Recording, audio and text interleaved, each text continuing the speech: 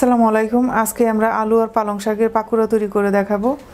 এখানে আমি এক মুঠো পালং শাক ভালো করে ধুয়ে কুচি করে নিয়েছি। বড় সাইজের 3টা আলু গ্রেট করে ভালো করে ধুয়ে পানি ঝরিয়ে নিয়েছি। প্রথমে একটা মিক্সিং বল নিয়ে নিচ্ছি। এবার এর মধ্যে গ্রেট করা আলু দিয়ে দিচ্ছি, পালং শাক দিয়ে দিচ্ছি,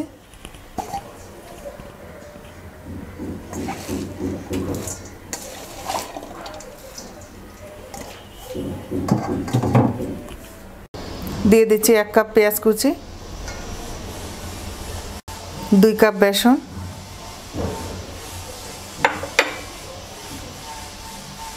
1 কাপ ময়দা,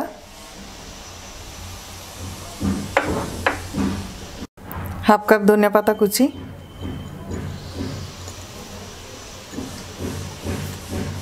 5টা কাঁচামরিচ কুচি, ভাজা শুকনো মরিচ কুটা 1 টেবিল চামচ, ভাজা ধনিয়া কুটা 1 টেবিল চামচ, গোলমরিচের গুঁড়া 1 চা চামচ,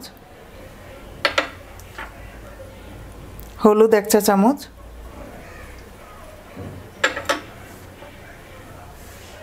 বেকিং পাউডার 1 চা চামচ,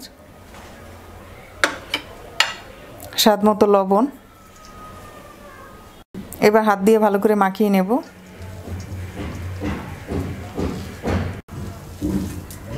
অল্প একটু পানি দিয়ে দিচ্ছি।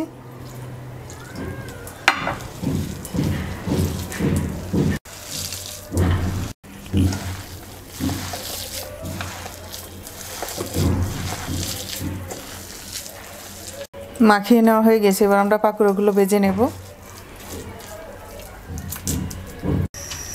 চুলায় আমরা একটা কড়াইতে পর্যাপ্ত পরিমাণে তেল দিয়ে গরম করে নিয়েছি। এবার আমরা মিডিয়াম আঁচে পাকোড়াগুলোকে ভেজে নেব।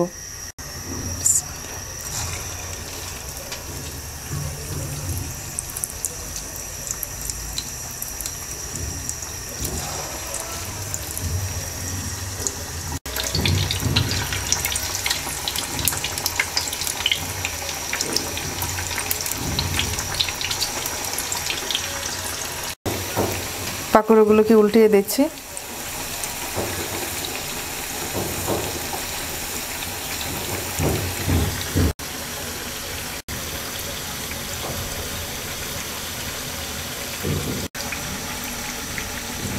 পাকোড়া ভাজা হয়ে গেছে, এবার তুলে নিচ্ছি।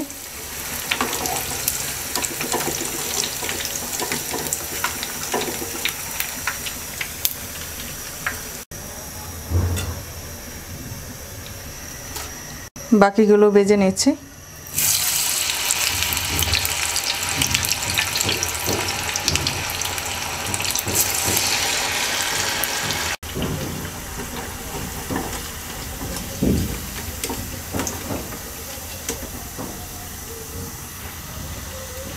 তৈরি হয়ে গেছে আলু আর পালং শাকের পাকোড়া। আশা করি আপনাদের ভালো লাগবে।